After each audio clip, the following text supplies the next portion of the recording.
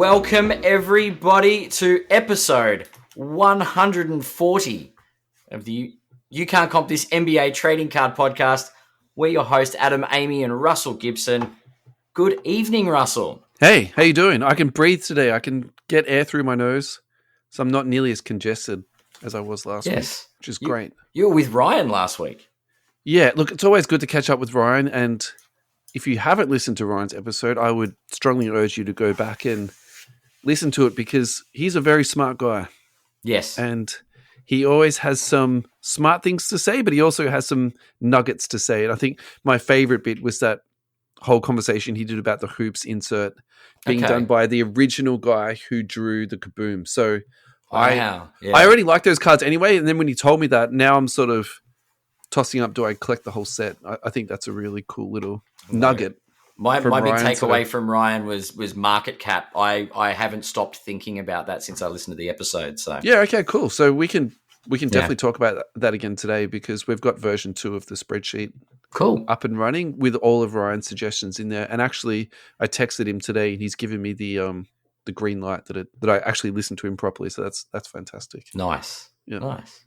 Awesome. So I think we should take this time now to welcome our listeners from Central Coast Radio. So thank you everyone for tuning in. And as we do have a couple of different time slots at the moment, good morning, good afternoon, good evening, depending on where you are in the world. And thanks for tuning in again. And of course, all of our podcast listeners too, at whatever time of the day you're listening to it, during your transit, packing cards, sorting cards. On your pretending podcast to be rotation, working. That's it. Yeah. Sneaking it in your lunch break or got the sneaky AirPods in at work when you shouldn't be. Look, I say we get straight into it, Ad. What do you say about this? Yeah, we've got a lot to cover this week.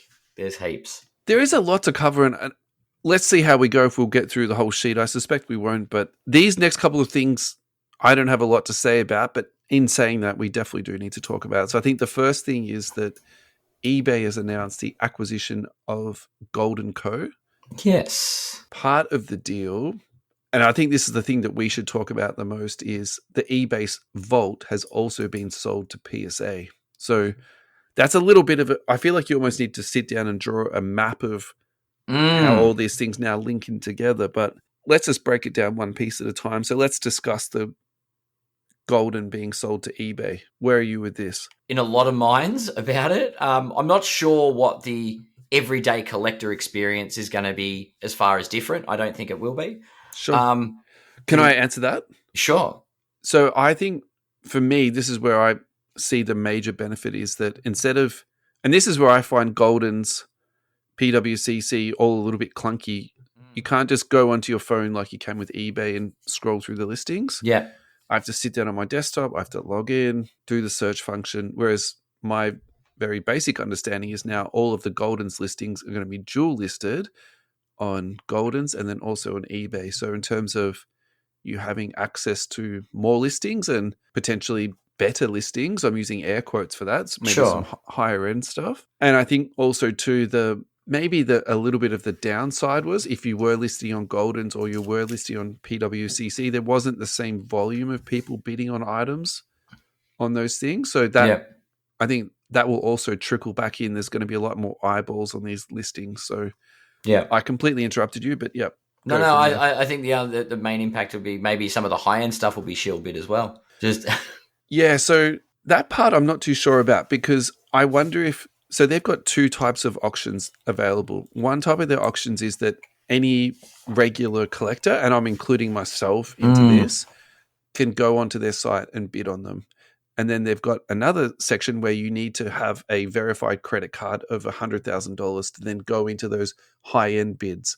So I wonder if those high-end bids are going to be kept separate because for obvious reasons that you were just talking about then, people still bidding up and just basically mucking around on high-end stuff. I couldn't imagine that would be that appropriate. Yeah. And so, again, I'm using air quotes, the lower-end stuff of Goldin's will be listed across onto eBay. So that's how I imagine that it gets played out. Yeah, I think it'll be very interesting the way that it's that it rolls out, I guess. Yeah. What about the vault? 2 seconds before we touch on that, I think we do need to congratulate Mr. Ken Goldin on cashing out. He's got his bag. He can now go off to his retirement, be sipping pina coladas very comfortably for the rest of his life. So congratulations, sir. You've done well. Yeah. I am expecting this to be on season 2 of his Netflix show, though. I saw him on Facebook. I'm going to send him another friend request. And just message him, do you know who I am? Yeah, that's it. That will definitely... Maybe we should ask if he wants to come on the show. I'll try and send him a PM. Well, now he's retired. He's going to have all sorts of plenty of time on his hands. That's right, yeah. Yeah. Fly out to Australia and do a live show with us. Yeah. Yeah. So the vault, I'm going to start this off with a little bit of a joke because I've always imagined what these vaults will look like. Almost an army aircraft hangar that's all been, reinforced and something like this. Yeah. And now that it's this combined vault, now I'm just sort of thinking, is it going to be like a double-decker vault and maybe there's a level under the ground that's, reinforced for bombs or something? I wish I would love to be able to have it like a tour through something like that, actually. Tour through the PSA vault. Yeah. I mean, all jokes aside, though, I think in terms of being a collector, I really like this in terms of the practicality of it. So, for example, you buy a card that's been listed on eBay. It's then sent to the eBay vault, which can then be sent to PSA for grading. And then I then assume you could then send it off to Goldin's for auction. So I think, there's something to be said about that. And then even if you're just sending off your card to PSA to get graded, then it could be then sent to Goldin's. I like that type of stuff. And I think we've been seeing... So let's talk about Wemby for 2 seconds as a working example. Yeah. I think now is the right time to be selling Wembys. The absolute fire that is surrounding this guy and his hobby love at the moment. It's pretty obvious that people are getting cards, sending them off to PSA, and then sending them straight to auction. And I think that's the right play at the moment. I've got no troubles with that at all. That is definitely not a criticism. But I think the speed of the processes at the moment enabling people to do that is a big reason why people are getting good returns at the moment. So I think that sort of fits into all of that. Yeah. And, so I think that's the pros of it. The cons of it is that now there's this basically a monopoly. And then how do you compete against it? And I think there is something to be said about that. And so my thought process around that is we had someone come onto the podcast a while back and their vision was to build a platform to compete against eBay. And I'm using this as an example just because it's easy for me to pair out and not because, I think that their business plan was bad. I'm not criticizing it, nothing like that at all. But I'd also say too, competing against a huge, huge company like that, I think is very problematic, like, trying to chip away at it. And then when someone does something like this, I think that just increases their value again. So like where I'm going with this is I don't see anyone now competing with eBay in this market space anymore. Yeah, I tend to agree. Yeah. They've just sort of taken a step up in the space, haven't they? Absolutely. They didn't have direct connections, but this whole one-stop shop where you've got a premium auction area, a general public auction area. Yeah. And then you've got the certified card market, so to speak. Yeah. All of in being one PSA. spot. Yeah, that's right. And then you can get your cards. So look, I think, again, if I'm being, transparent about my feelings about this, I've been very pro eBay for a long time. And I think if you've listened to the show, you know that I think eBay is a good platform. And I've also said in the past too that they've been doing things to improve their processes. And that's something that even if you're an eBay hater, you can't deny that. Like they have definitely been trying to, first of all, they improved the buyer's experience. And I think they've done a good job at that. And now they've been doing a lot of work to now protect the sellers. So I feel like what they've done now is quite clever because both ends are relatively quite well protected. The other thing they've tried to implement recently was the card verification part. So I think that's been clunky, but I still think that the premise behind it is excellent. And maybe now what we might see is that process is completely streamlined. And also too, they might get a bit more input from, and I'm saying this kindly, from people who are professionals who can actually correctly verify and read listings properly. Because I think that's been part of their problem is that the listings haven't been exactly perfect, but the photos matches and then verification fails because of some, stupid thing that's been written on a listing, that type of stuff drives me absolutely crazy. That just to me fails the smell test. Yeah, for sure. It's, I don't know. I feel like, I think we could see a revamp or a stage 2 of the verification process. I hope that does happen with this new agreement that's coming into place. So Yeah, I really think so. Maybe one of the other things it's going to happen here is that smaller platforms that might have been trying to, build a foothold, like we've got that one coming out of China. I think that's a big enough market in itself that that's probably going to self-sustain, and I don't think Yeah. that's going to be a big deal. But Mm-hmm. maybe some other sort of smaller selling platforms, that will be the end of them. That would be one outcome I could imagine happening. And then, yeah, so they've got this. eBay's also got the agreement with ComC, which I think is a really important one now. So they've really integrated a whole lot of hobby things in, really quite nicely. So Yeah. I'm very pro eBay at the moment. Actually, like I should be maybe checking their share price and seeing what's happening there, right? It's good to see a nice. I don't know. It's nice for us to have good words of eBay for once. So we've said lots of good words. What's some negatives? I feel like we can't just sit here and bang the we eBay did drum touch on too much. we did touch on the negatives of it becoming a monopoly. Yeah, sure. Okay. There's a lot. It's going to be the market rates will be dictated now by eBay. Like it's going to be Goldin. Maybe that's a negative that they could put their prices up again, and there's nothing we can do about it because they're so integrated into everything else. Yeah, sure. Yeah, we're sort of pushing everybody onto one platform, and the rate is the rate. And if you don't like the rate, go somewhere. That's right. Yeah, that's right. Where are you going to go? Yeah. All right, so I think we've covered that really well. The next thing is to talk about Fanatics Fest, which has now been announced. It's going to be in New York City, August 16 to 18. We did mention this a couple of weeks ago that Fanatics have still got these events planned. Yeah. It was bound to happen, right? The writing was definitely on the wall because when the Nationals was coming, there was a lot of talk from people that Fanatics were too big to be there. They don't need to go to the Nationals. They're going to have their own national type event. So here we are, Tom Brady, Kevin Durant, Peyton Manning, Eli Manning, Sabrina Ionescu, which I'm very excited about, Derek Jeter, Hulk Hogan. So they've clearly got the celebrities ticked off in absolute spades. 400,000 square feet will include exclusive merchandise, product drops, major announcements, and more from NFL, NBA, WNBA, MLB, NHL, and more.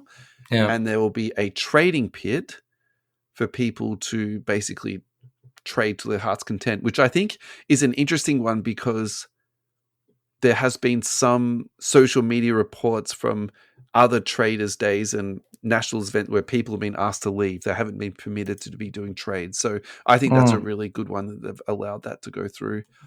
Yeah. We should also, sorry to interrupt you there, we should give credit to where we're getting this information from. Unfortunately, it's from Sports Card Investor. Is this a sign that Sports Card Investor are almost one of those unofficial like news reporting entities now? He's very well connected. It is, isn't it? Yeah. Yeah. We can't deny that. He's very well connected. Yes. So would you go to an event like this? I think that's the real and the easiest question. I'd check one out for sure. Yeah. Yeah. I mean, there's no incentive not to go. Do you know what I mean? Like it doesn't look like a bad card show. I don't know. I'd go and check one out for sure. Yeah. I'm curious to know, have they disclosed what entry is? Is it some outrageous amount of money or? Doesn't say. Yeah. Be interesting to know comparatively. Yeah. Just curious. If I can be honest with you, it's not that I wouldn't want to go, but I think I'd probably prefer a smaller event just for my sort of like personality typing. Yeah. And I also, again, anecdotally have heard that sometimes the smaller events have better tables because you've just got people with boxes of sort of, $1 cards, 10-cent cards that you can sort of sit there and sort of sift through. I do wonder if this will be the type of thing where it looks all very beautiful and everything's all very high-powered. And so I think it's going to be a personality typing thing is where I'm getting to it with this. Now, I think the real thing is, do I think this is good or bad for the hobby? This is fantastic. And this is actually the type of thing that I think we do need and some people have been asking for a long time, like well-produced, visually appealing hobby days that you can go in and enjoy the air quotes again immersive experience, right? So yeah, I think that's what they're trying to provide here. Yeah, it's not going to be your run of the mill card show. Yeah, it's actually going to be more of an experience. Yeah, absolutely. Yeah. And overall, congratulations to Fanatics for giving back to the hobby because I'm sure it's not going to be a break even, adventure for them. So I'm intrigued to see what this evolves into, because this will be the first of many events rolled out by Fanatics. Yep. The next couple of things are going to be straight from our social media. So we're just going to run through a couple of posts. So thank you so much, Andrew Dean. He posted some custom cards, but they look sick. Now, I want to talk to you about this because I actually feel very strongly about custom cards. I think that another way you could also say custom card is you could say forgery. You could say illegitimate child or illegitimate card. It's unlicensed. I mean, it's not even unlicensed, it's just like bootleg stuff, right? So yeah.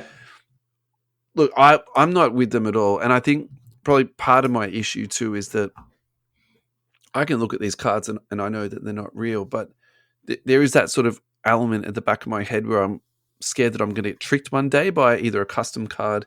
There was a case this week on Instagram where a person had been selling fake PSA cards and fake PSA slabs for a long time, and they finally got caught up and were arrested by the police. So I sort of put that into that same sort of pot and kettle.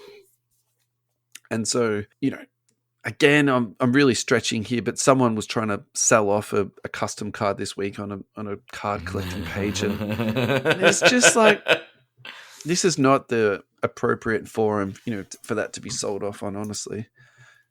For example, Temu sells that stuff, right? And I think that, to me, speaks a lot about Temu. That place, to me, is, I think if you give them money, you shouldn't expect to get your stock. That's where I'm going with this. Yeah, it's true. Yeah. Where are you at with customs?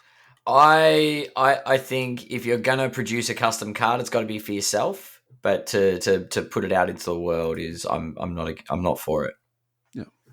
If I was gonna do something in a custom card thing, it'd be something to use as a space filler, as part of a PC display, maybe. Mm. But I don't like the idea of, like, I'm not gonna, what is it, a Wemby Kaboom? Like, no, that's just no.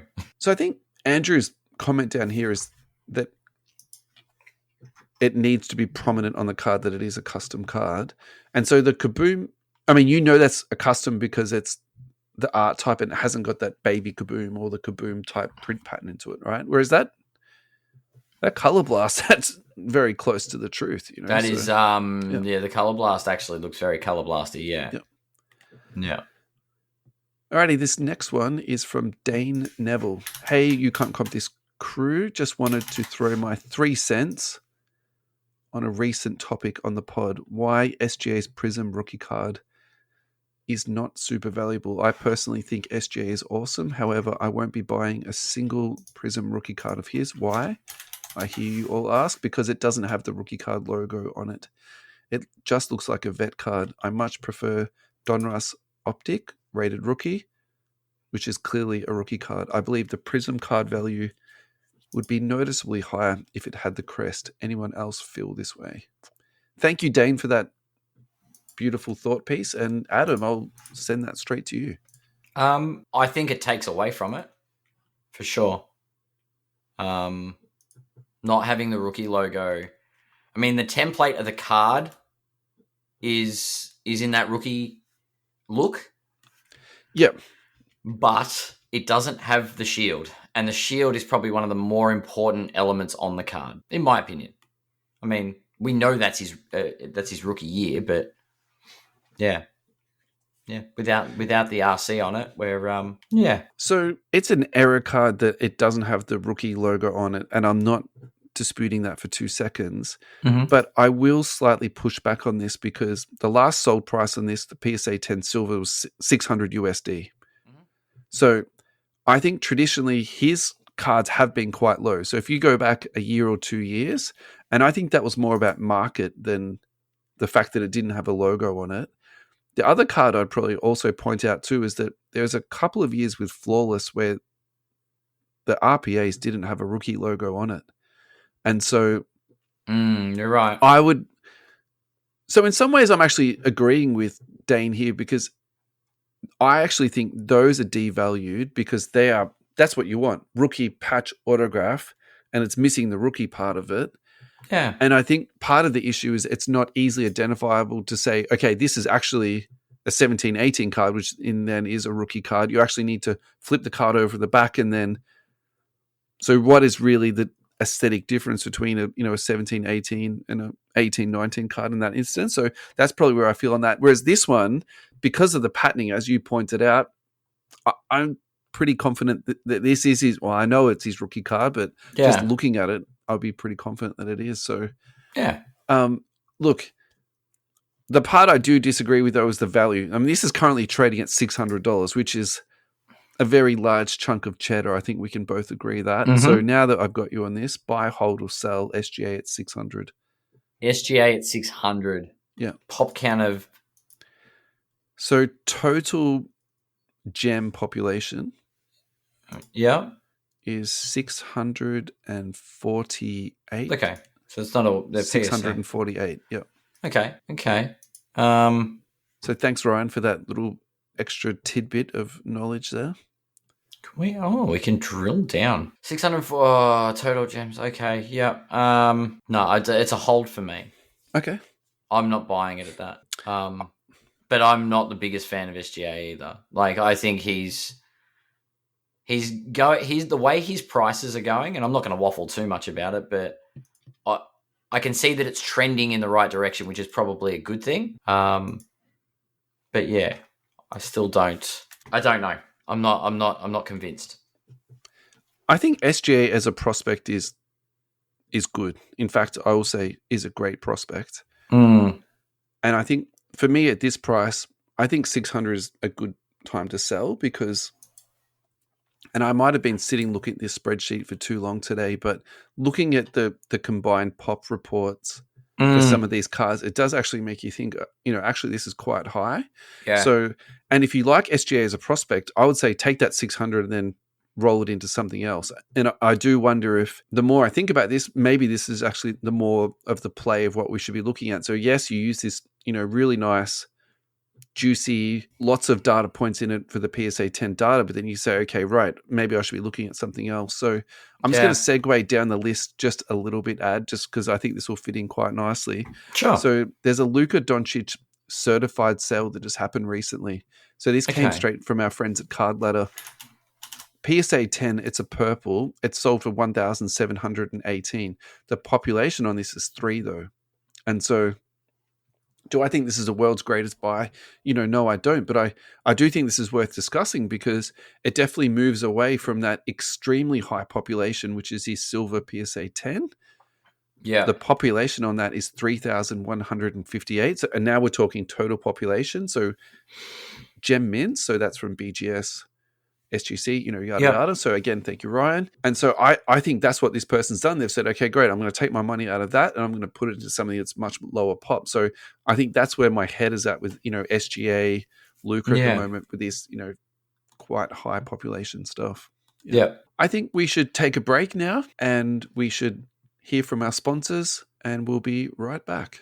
See you in a bit. This next ad break is brought to you by Slambox, Australia's best value basketball repacks. Visit www.slambox.com.au to check out the latest series or join the Slambox Facebook page and message them directly. Slambox features big-name orders including Giannis, Zion, LaMelo, Banchero, Chet, Ja, Tatum, and more. Super short prints, case hits from a variety of different products including National Treasures, Flawless, Noir, Immaculate, Impeccable, and more. Slambox has different tiered product levels to cater for all budget levels and collector preferences. Thank you, Slambox, for your support. We are back. Thank you for coming back. And I think the next thing we should talk about, is also some new news in the hobby. BGS have adjusted their pricing. They have. They have indeed. A couple of discounts. Price reductions. 45 plus business days, $14.95. Standard grading, 20 to 25 business days is $35 for grading. So obviously we're talking USD at the moment. Express, 7 to 10 days, $80.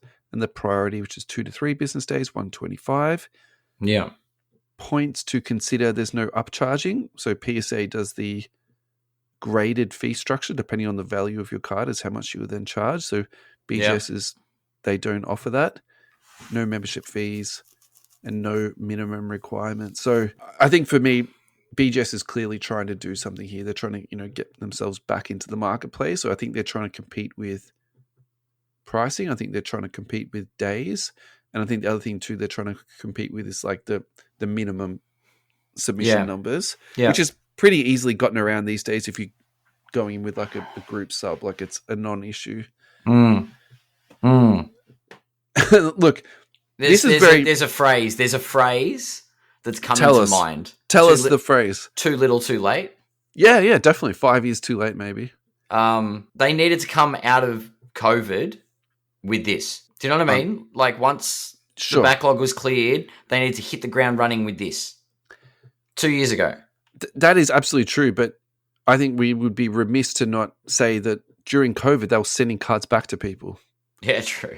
They didn't even put them into their queue. They just sent them back. So like that's where that company was at. And I think we don't need to say, really anything more than that. Look, I just spent a decent amount of time with Ryan last week, and we actually discussed this either on the air or off the air. And we were talking about the 9.5 and the impact that that's had on their company and how that 9.5 is gem mint, but PSA's gem mint is 10. And maybe at the end of the day, it doesn't matter what they price their cards at. People like the number 10 more than they like the number 9.5. Like, is it as simple as that? So I actually wonder if their business model is flawed. Look, I'm a big fan of the flat rate. I'm a huge fan of the flat rate. Me too. The fact that I know what I'm paying to have my card graded when I send it off is amazing. I agree. The fact that PSA try to take their piece of your pie for grading the card is, in my eyes, I feel I see it as unethical. It's like, it's not their card to take a piece of the pie out of. If I'm the lucky person that pulls some crazy... Like, if I pull the Wemby 1 of 1, I shouldn't be charged thousands upon thousands of dollars to have it graded. Yeah, sure. And I think I'd probably pay the 125 though for priority grading. Anyway, what I'm about to say is I'm going to come off as a total PSA simp here, and I'm I'm not even ashamed. It's not that I'm ashamed. It's just how I feel about this whole thing. So what you said is correct. Where I will push back though is the surprise isn't that great. You either pay the sub 500 or you pay the above 500, right? And then if the card comes back at 10 and then your values increase, that's the explanation for that. Sure. Now, the part that maybe we should emphasize here is that part of the reason why you pay the higher grading fee is because PSA also, for lack of a better word, will insure the card. So if it turns out that the card is not, let's use the easy example of a Jordan, right? Yep. If they grade a fake Jordan as a real Jordan, you send it off to grading for them, then it turns out that the card is not real. They will actually reimburse you for the value of that card. And that goes across every single card that's to PSA. Now, and again, now that we're talking about BGS and PSA, no other grading company offers that assurity. And I think that's I don't want to pay that high fee. So let's just get that out of the way. But in saying that, I do want that guarantee. So I'm happy to pay that higher rate to get that guarantee. So that's where I'm sitting. Yeah, that's a reasonable counter there. I don't know. I do like just going, I'm just going to pay and you guys grade my card. Yeah, definitely. It's simpler, easier, no questions. Yeah. Yeah. And that's the thing. Like what are the because it's such a quick moving market, my thing here, and I think there's actually a comment from one of the listeners in the chat. Where do PSA get their value from? They literally use comps. Yeah. Yeah. So, yeah, I don't know. People don't always pay comps. Yeah. So you know what I mean? Like it's where the value's coming from is a point in time thing, and there's a bit of wriggle with it, and my understanding is that obviously they do have to enforce a a rule, but at the same time, it's not always up to the highest point of what you would imagine. So yeah. It's just it's interesting. I do like the black and white approach from BGS, but you're right. It does come with a lot of guarantees, and the reputation of PSA to sort of come through on that kind of stuff. Yeah. Alrighty, the next segment, All-Star Voting version 2. So if you would like to have a look at this, please go to our Facebook page. It's in the pinned post. Click on the link to go to the Google Doc, or if you're listening to the podcast, it'll be in the podcast description. Please click on that and then have a listen along. So I'm going to turn this over to you because I did this with Ryan last week, and my feelings haven't really moved a whole bunch on this, other than I have been studying Steph Curry cards a lot. And so that's probably the one that my eye has definitely been onto. And I would love to hear about, out of all these numbers that's sitting in this spreadsheet, what captures your attention the most? Interesting when you said captures my attention, because after listening to last week's episode, I did say market cap was an interesting... I think Ryan explained it really well. Clever people will do that. Yeah, and it was like, it's obvious that you multiply the value of the card by the number of copies of the card to get what the market cap is, right? Yeah. But doing it as a... What is it? It's as a how much money's been spent on this card isn't necessarily true, but how much money is invested in the card is true. Because not everybody paid that amount for those cards. So, but it's obviously not pinpoint data, but it's a very interesting way of looking at it. Because, I mean, LeBron and Steph are the two that obviously stand out. Yeah. They're the ones that are above 5 million. And there are reasons for that, because the cards in question are worth a lot of money. I've been doing some Steph Curry research of my own. It's been super, super detailed, and it involves me walking down the street because the NBA exhibition thing is on in Docklands at the moment. Did you go? No, but I know where it is because in school holidays there are a lot of kids going. Ugh. And so what I did is when I went for my coffee... Back to school, kids. Enjoy your first day. That's it. So my kids are all back. But every time I went down for a coffee, I'd walk past where the NBA exhibit was, and the kids sort of going, like families going, kids with jerseys on, parents with jerseys on. There's not as many parents with jerseys on. Most parents had like Jordan jerseys, or do you know what I mean? Like old school. It was close to 50% Steph Curry. Yeah. Like Jono just said in the chat, it sounds weird, Adam, looking at kids. I was looking at their jerseys. This is not going to end well for me. It was literally like pushing 50% Steph Curry. And it just gets me to thinking that kids that are like, I don't know, between the ages of say 10 and 15 that are all running around in Steph Curry jerseys now. Yep. None of them have jobs right now. 100%. Yeah. And that's probably the player they're going to buy when they get one. Yeah. So it's going to be Jordan.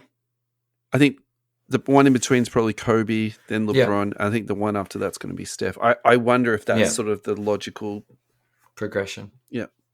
I feel like LeBron kind of is in an interesting spot. I don't know where LeBron's fan base comes from. Does that make sense? I don't know. The LeBron he's been around for around for 20 years, though. Yeah. Even if you're a hater, I still think you'll be buying his cards. Yeah. Like, he's one of the greatest players of all time. And let's be realistic about this. It's fun to poke fun at him and all that type of stuff. And I can't say I've never done it, because I have, but it doesn't mean I don't love the guy and think the things he's done is amazing. So I think, you know what I mean? I think all of that stuff is a bit of whatever, to be honest. So look, I think part of this conversation was actually had off air. So Ryan was highlighting some of the Steph Curry stats, and I've been looking into them. So I think for me, affordability is also part of this equation. I'm not going to be able to shell out for that. So I've been looking at the bases. I've been looking at the PSA 8s, PSA 9s, PSA 7s, sort of around that space there. Mm-hmm.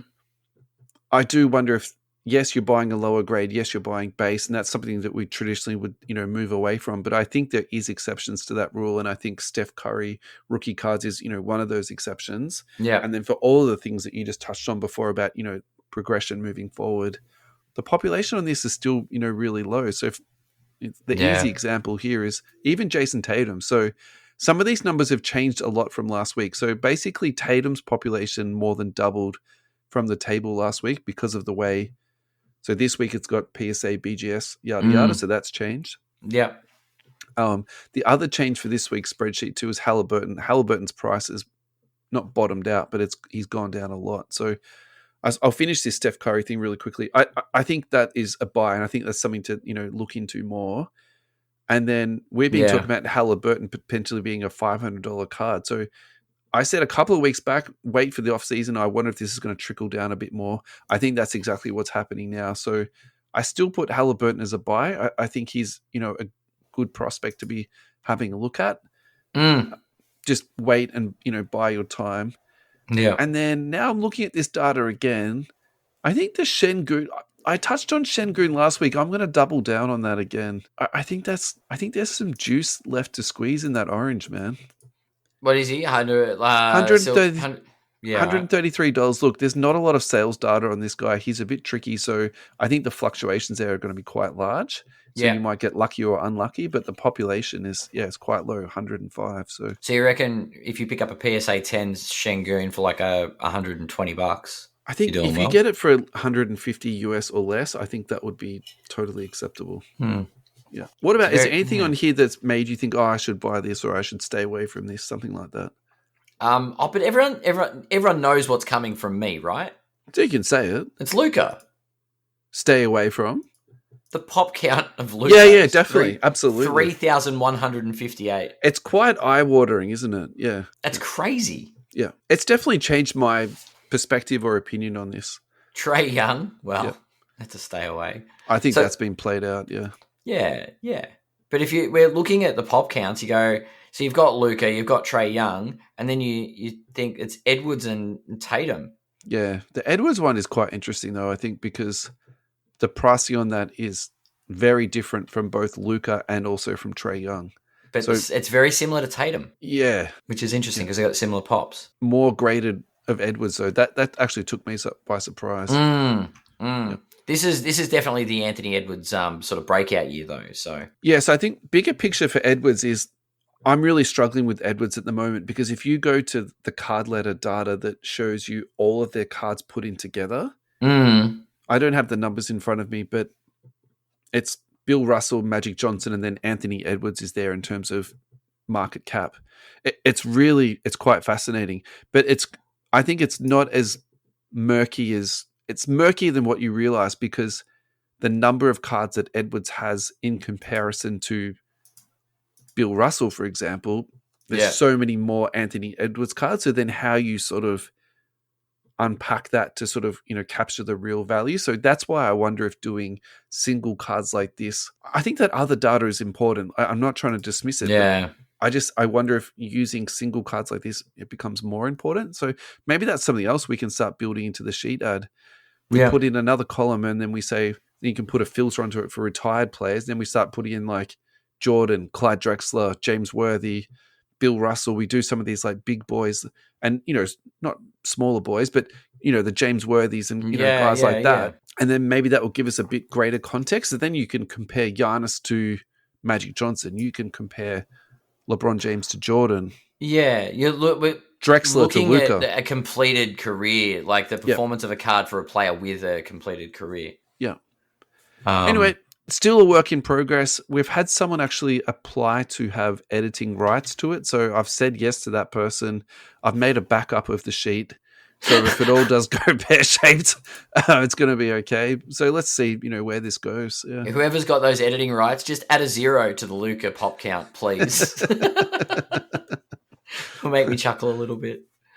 Alrighty. Adam, this is from you, mate, so I'll let you drive this one through. This is a black Prism Select 1-of-1 Steph Curry versus a gold LeBron James BGS. Oh, look. 9.5. You know, I can't help myself with these card ladder. You do love a good comp, yeah. It's they say you can't comp this, but we can. That's right. We can. I thought it was interesting. It was like Steph versus LeBron. We kind of went into that a little bit with the All-Star data. Yeah. But yeah, what would your choice of card be? We've got a LeBron James 9.5 gold prism from 14-15. 14-15. I'm going to make this brief. I'm going with the LeBron for 3 reasons. Okay. I think the card looks better. Yep. I like the aesthetics of it. I like the color of it better than the black. Ooh. And there are so many select one of ones. You can almost make the argument that the population on that is like the same as that LeBron that's numbered to 10. I know that's a stupid thing to say. No. If there are 15 one of ones in select, then that's 1 of 15, right? And the number to 5 and the 3, so it probably adds up to about 10 anyway. So that's where I'm sort of sitting with that. Okay.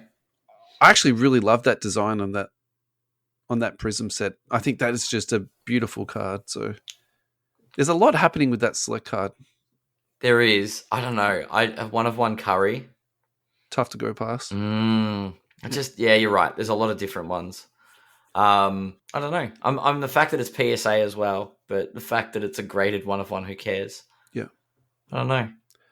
Look, I think that speaks would you take the LeBron and crack it and resub it? Definitely to PSA? not. Definitely not. I think that more speaks to the era of that particular card. Yeah. And I keep coming back to this spreadsheet, but it's the same as the players. So depending on the era of the card, you can see a very clear line in the sand. So if it's this particular era, they'll be more graded with BGS. If we're at that crossover time, there's sort of like equal parts BGS, equal parts PSA. Then the newer guys in the ultra modern, Anthony Edwards, it's like all PSA and maybe 1 or 2 BGS, and that's about it. So that doesn't fuss me at all with that card. And I wouldn't frankly, I wouldn't risk it, cracking it, sending it off, getting it back, or, you know what I mean? All that type of nonsense. I think that goes straight into your safe.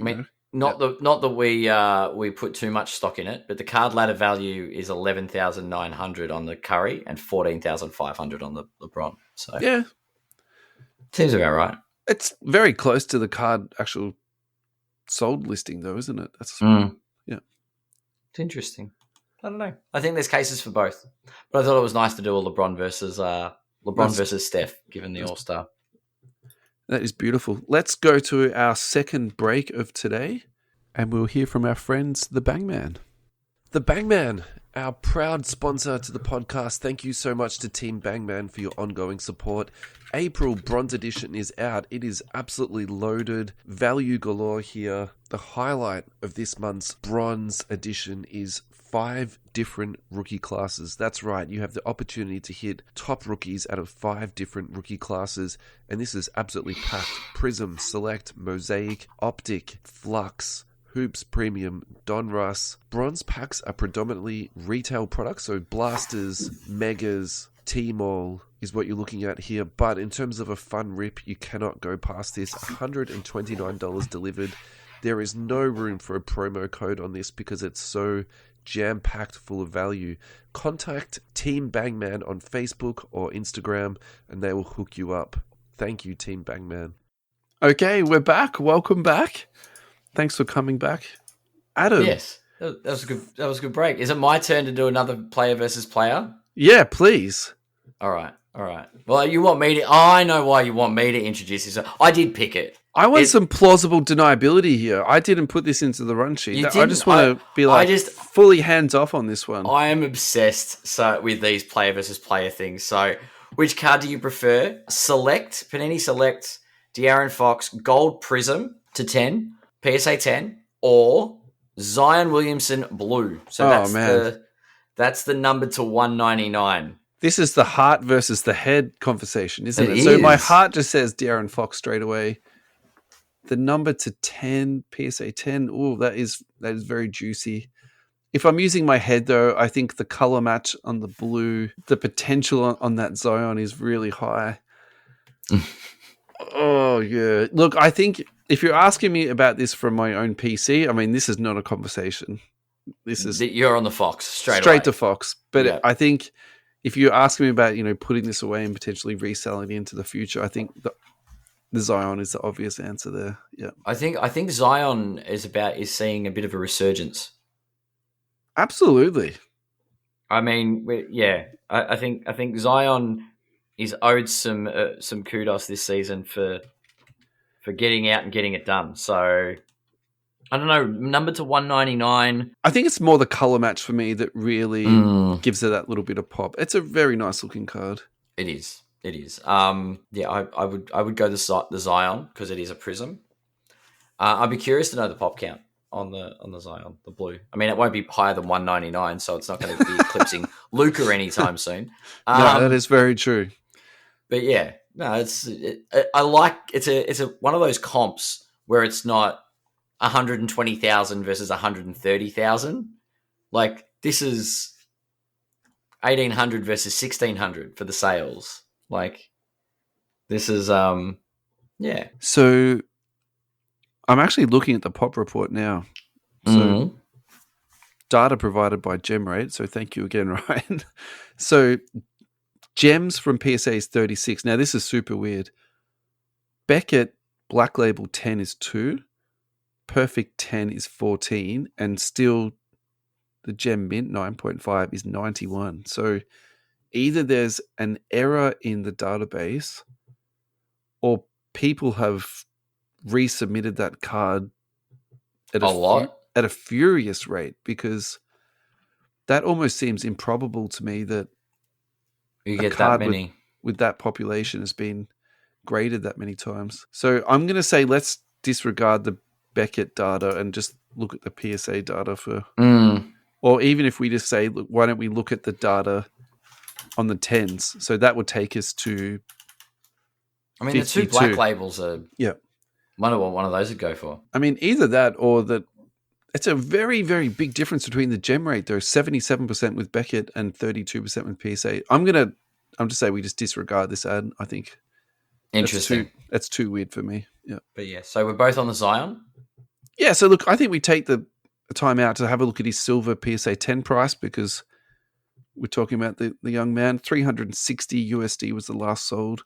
Look, my sort of unintentional comedy piece of all this is that there's been so much hobby chatter about this guy, and, you know, he propped up the hobby for a good 18 months, and then he was injured, obviously, and he copped a lot of, you know, flack for that. But now he's back and he's playing really well, and there's just no narrative around it. And I think that's part of the media world that we currently reside in, of all this sort of clickbaity type stuff. But yeah, I think we do need to give it to him. Look, he's been playing very well. The Pelicans are in the playoffs and not in the play-in bracket.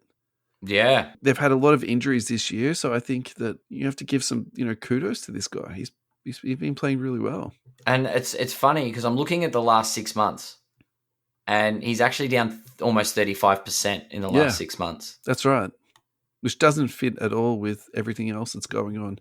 The only thing that you could make he's up in 3. Mm-hmm.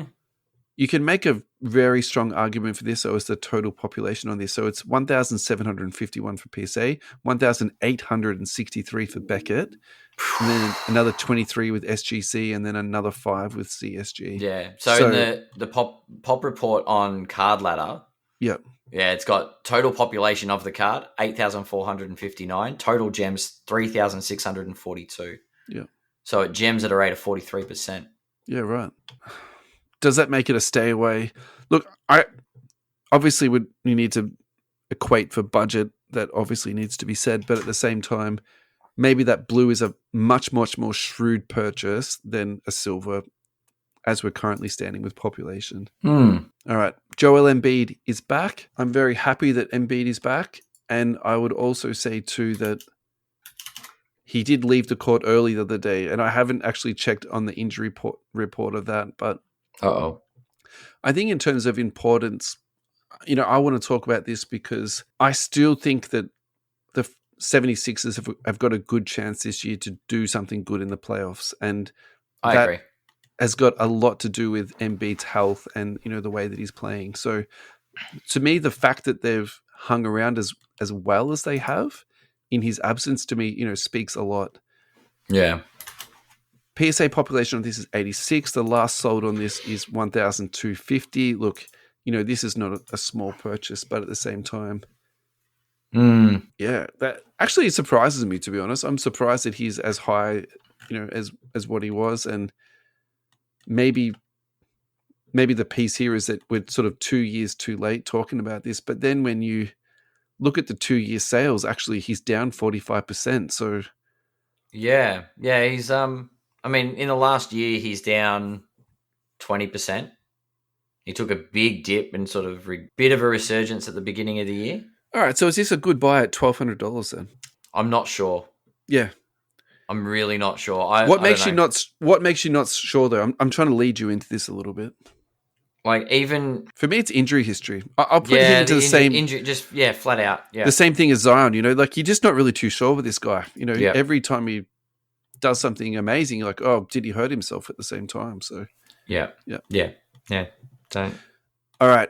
Going from $1,200 down to 99 cents. So we're now going to talk about Malachi Flynn. He had a 50 ball the other day. Yes, I saw a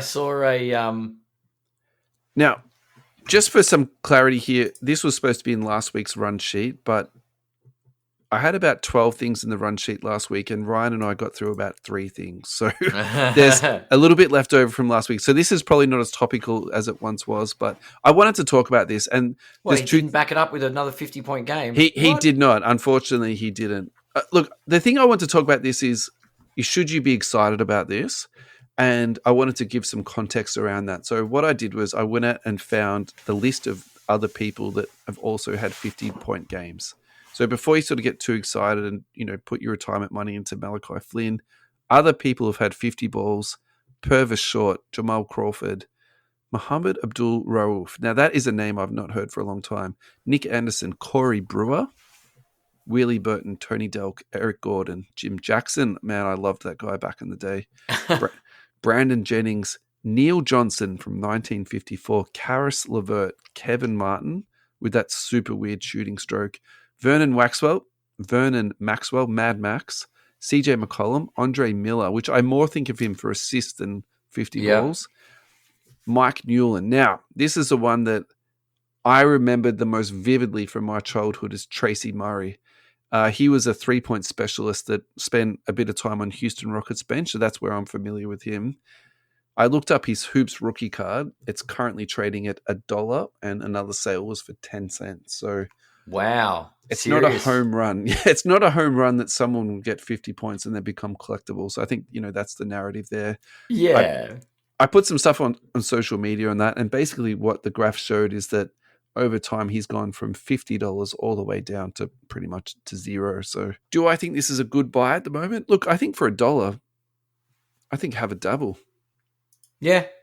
Do I think this is going to bring you back, 10x or 5x? Look, maybe at the best case scenario, but at the same time, he is playing for Detroit, which is, a very tumultuous team at the moment. Such a nice word to use for them. Yeah. I think I'm speaking on behalf of every Detroit Piston player and fan. They'll be looking forward to this season being over. Oh, it's tomorrow, isn't it? Tomorrow, the day after. There's not much left. Yeah. No, there's one game left. That has really caught me by surprise, to be honest. Yeah. And Wemby's resting for it, so his first season is in the books. Anyway. All right, we've segued to Wemby. Do you think he should be the defensive player of the year? Yes. Yeah. No, actually, I think. Okay, fine. You want Gobert? Okay. His team, the team impact. I think the team is important, and here's the key reason the Timberwolves are where they are, and I think impact on the team's success. Gobert gets defensive player of the year, but this is the last year he gets it. Because for all the impact that Wemby's had, the Spurs didn't get to 20 wins. Yeah. So just really quickly on that. So 2 points. I need to eat humble pie because my argument was that Wolves team was constructed basically faultily and they needed to trade either Gobert or Towns. So I think a lot of us were saying that, yeah. There's enough evidence over the 82 games now that actually they're a very good team. So I think, I need to admit when I'm wrong. So I'm admitting that. And I think what you spoke about too is like the defensive efficiency of Gobert. And that is 100% true. I don't think there's any denying that. I think you would also be remiss to not say, well, Anthony Edwards' offensive development has been a big part of their success too. And I think sure.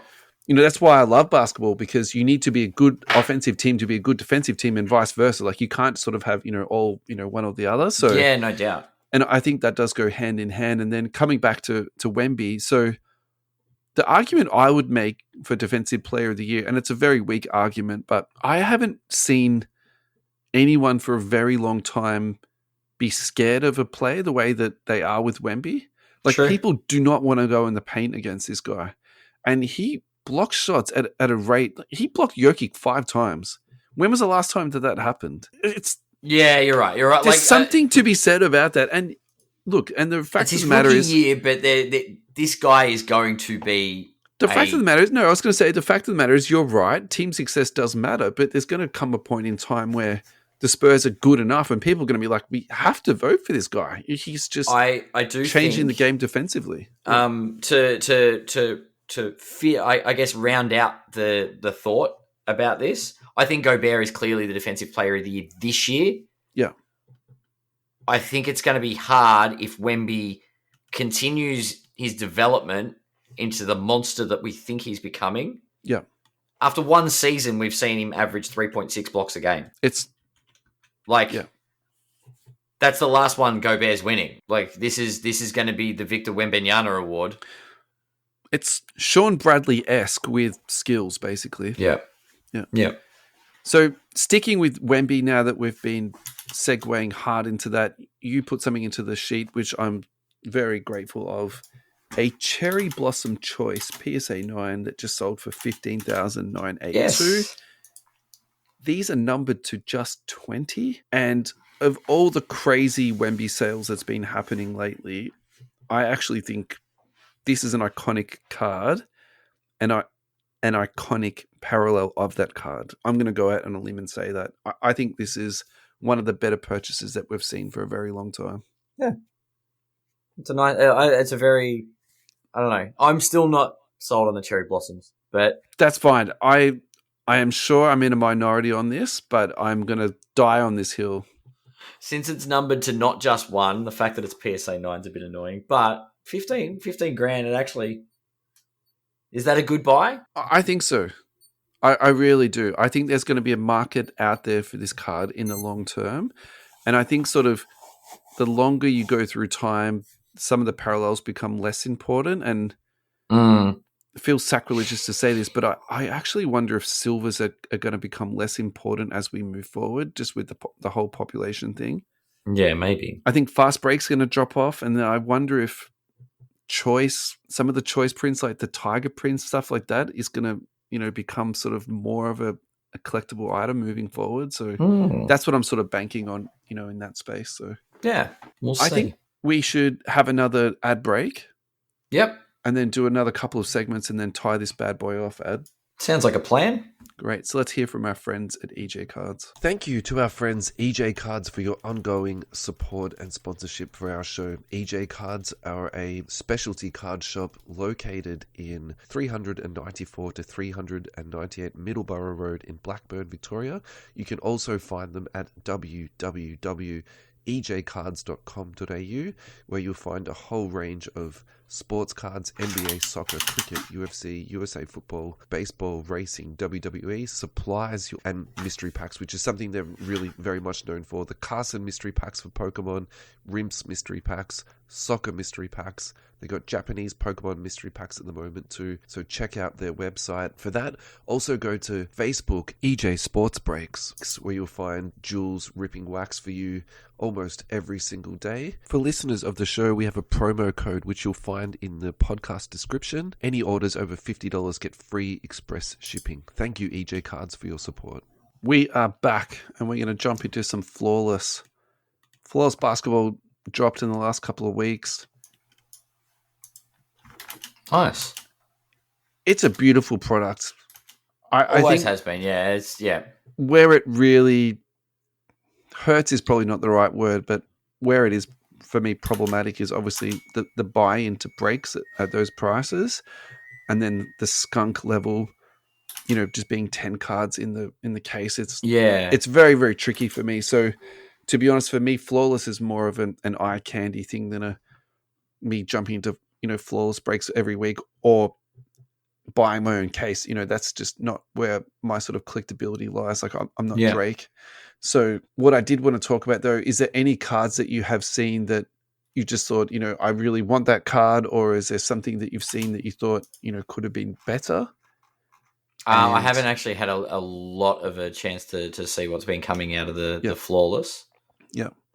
Although you did link me one particular pair of cards, and I was a little disappointed. Oh, even just tell me about that then. The Halliburton Bill Russell and the Rubio Bill Russell. Really? Okay. Well, the Rubio and Bill we've Russell. We've got very differing opinions on this. So, yeah, please walk me The into Halliburton that, one I think is interesting. Sure. But Ricky Rubio? What's the point of the... So you think it should be someone else? So maybe Evan Mobley or Donovan Mitchell or... Yeah, sure. Okay, yeah, that's a fair thing. Yeah. Yeah. It's I think Halliburton's a good choice. Yeah. I just don't see Rubio as a... God, he's not even... Do you know what I mean? It's not like a top X player. 100%. I'm with you, yeah. So I love this card because let's just take away the fact that it's a 1-of-1 card.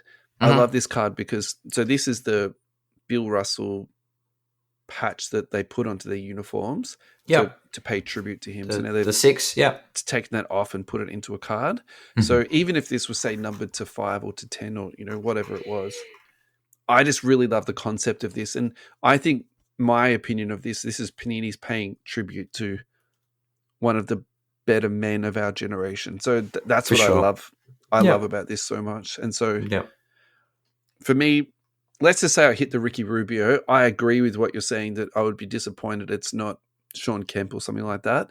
Yeah. But I think if you did get one of those cards, it's just the type of thing that there's always a price for everything. But in my mind, almost these cards are priceless. I think there's, I love the narrative behind it. And I think they've absolutely nailed this. I'm very much like in love with these cards. So I think they are very beautiful. Huge. Yeah.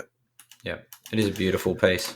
Look, I think the overall sentiment for me is that they've done a very good job with the production and the end product this year in terms of the quality control. I think that's been really good. And I think that has been a little bit of the criticism the last couple of years when it comes to iMac and National Treasures. Like, it hasn't been well received in that way. I have not heard a single complaint about Flawless this year. And the only thing I've not been off-put by is just by the diamond cards. And I'm not too sure if that's just a change in my sort of, flavor for this year, because previously I haven't had a problem with them. But now that I see something like this, would I prefer to have a diamond card or would I prefer to have a very thoughtful patch put into something? I think I would rather have something that looks like this or maybe another on-card autograph instead of that. But that's a very sort of nitpicky, perspective or opinion on it. And there might be people out there that froth for these diamond cards, but it's just not my cup of tea. Yep. Yeah. This next segment is about Kyrie Irving and a nice little $1 million bonus that is in his contract. If he plays 50 games and the team wins 50 wins, he gets an extra $1 million into his pocket. I cannot tell you how much I love this on so many different levels because I think it encourages players to be healthy and play games instead of sitting games out, which I think we have all acknowledged this has been a problem the last few years. And then more importantly, I think it actually encourages somebody to play winning basketball. And for sure. Yeah. Like no doubt. Yeah. I really think he's bet on himself in this space. And again, that speaks to my soul, immensely. I love this so much. So PSA 10 Silver Kyrie, I can't go past comping one out. $1,350 here. If you look at the sales data from this the last 2 years, it is a steep downhill. So these are originally trading for $5,000. So Mike Geo did a segment on these. This is probably 12 months ago. He was talking about this, saying that the prices had dropped so much. He was just buying them up. He's like, this is crazy. Like, why are people dumping these? I'll take them off your hands. So at this price, I actually like this as a buy because of his contributions to the court. He's got a championship. His cultural contributions have been important, and the population on this is really quite low. 27 for PSA. Yeah. Higher with Beckett, 124, and one with SGC. So let's sort of just round that up to sort of the 150 mark. Yeah, yeah. It is still a drop in the ocean compared to Anthony Edwards, Jason Tatum. I like this a lot, actually.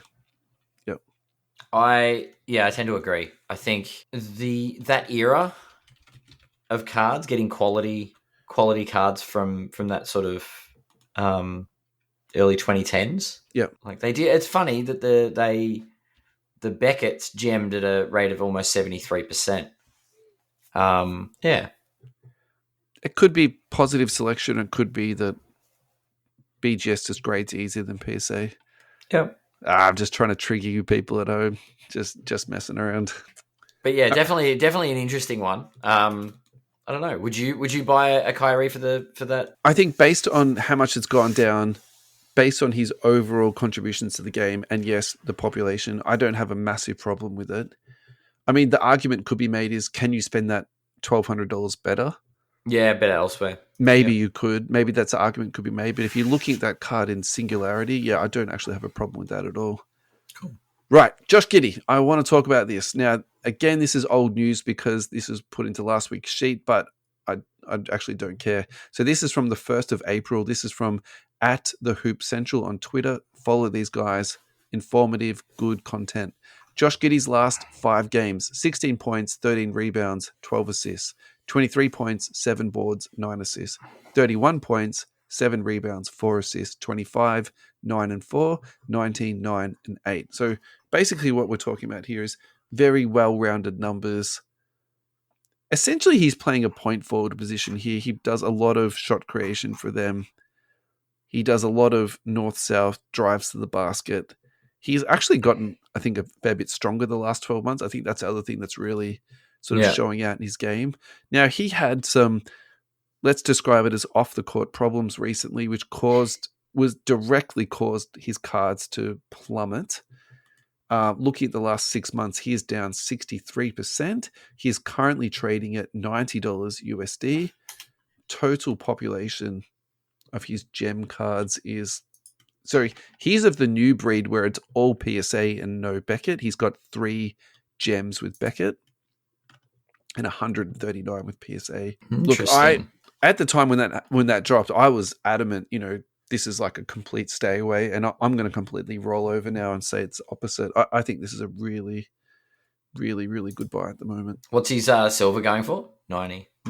Yeah, I think we'll see in the coming weeks how all of our friends from OKC look, because I think they've got a top 3 seed potential. Well, we'll know tomorrow. I don't know. Can the Thunder make some inroads in the playoffs? Can these players work together? Is Giddey, SGA, and co the real deal? So put that aside for 2 seconds. What's the best case scenario for the OKC Thunder, and what's the worst case scenario? Just like worst case. Yeah, worst case. First round and out. First round and out. Sure, best case. And they look like get to the Western Conference Finals. Yeah, that's exactly where I sit, right? Yeah. Now, so take that and put it onto his hobby value. Do you think that either of those scenarios is going to change his value negatively that much? If they get embarrassed in the first round and just basically be shown to be pretenders, yes. You think people will dump his stuff? I think there'd be a lot of off-season doubt. I don't think it's going to be trending upwards. I think it'd plateau. Yeah, sure. And potentially do what Halliburton's doing and just sort of taper. Yeah. Because people remember the last game you played, and if you bomb out of the playoffs as a train wreck, it'll impact. But you're right. Like, he did tank out a lot earlier in the season because of... You very well could be right here. I just think that like the upshot here is so much greater than the potential negatives, in that if you really think about this team and where at the start of the year, if you said this team is going to be the 3rd best team in the West, let's just take the worst case scenario at the moment. They could be the number 1 seed. Yeah, that's no one was predicting that. So I think that's other place where I'm sort of sitting with this too. It's like, these guys have had an amazing year. They've done fantastically. Been phenomenal, actually. Yeah. I agree. Final thoughts, Ad? Where are you at? I am looking forward to the end of the NBA season and the beginning of the playoffs. Yeah. It's crunch time, and I think it's exciting times ahead. Yeah. I don't know. I won't be buying into Malachi Flynn, that's for sure. What? That was my A+ recommendation, Ad. Look, I don't have that kind of pocket change on me. Call EJ Cards and tell him to put aside some Malachi Flynn for you. Any Tracy Murray rookies? Do me a deal. 2 for 1. You get a Malachi Flynn and a Tracy Murray at the same time. Oh, goodness. Yeah. But yeah, that was a lot of news. Yeah, we smashed it tonight. We definitely got through it. So thanks, everyone, for sticking around. Thanks for listening. Our Central Coast listeners, thank you so much. All of our podcast aficionados, thank you for your ongoing support. It means the world to us, so thank you very much. Thank you, everybody. And, yeah, we'll catch you next week.